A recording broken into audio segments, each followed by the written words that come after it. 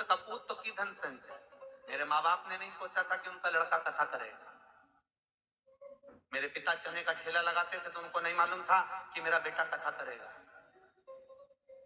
मेरे पिता ने चाय की दुकान लगाई तो कब्बसी हमने धोए थे, चाय के गिलास हमने चाय देने जाते थे।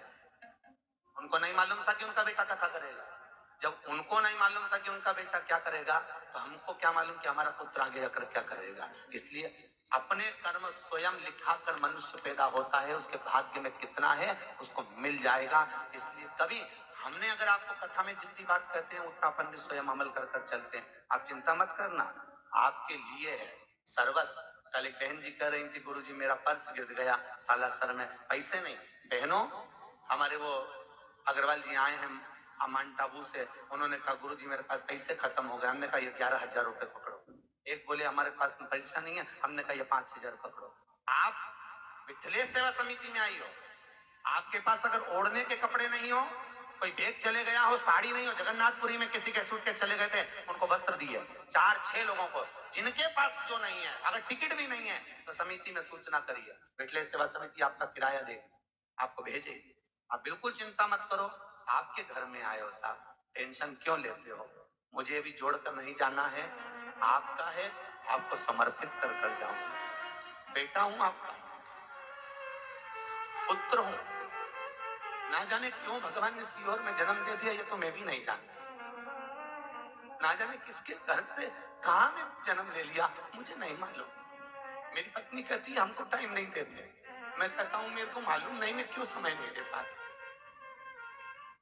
बच्चों को समय नहीं देते, मुझे मालूम नहीं मेरा जन्म क्यों हुआ, मुझे ज्ञात नहीं है साहब कि मैं पैदा क्यों हुआ।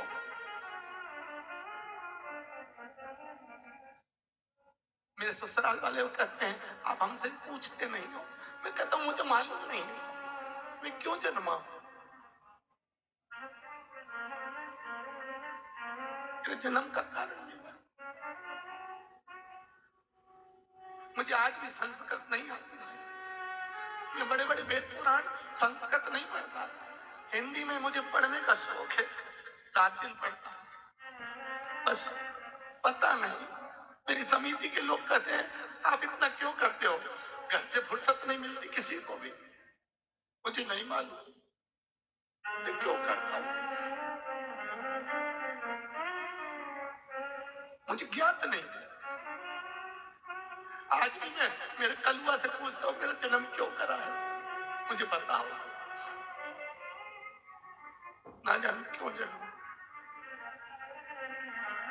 जो जोड़ता हूं साल प्रयास करता हूं वो आपको भरोसा जैसा 1121 में नहीं हो सकती साहब व्यवस्था।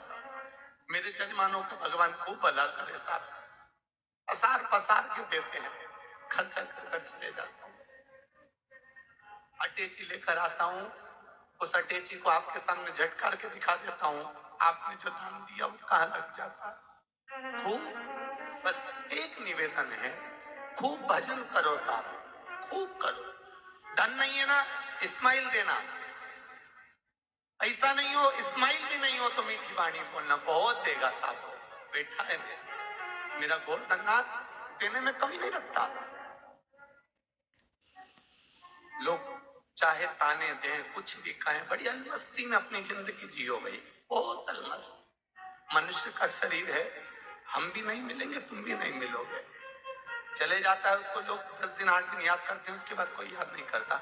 और सत्संग से जाने के बाद आपको लोग याद करेंगे कि कोई मिली थी,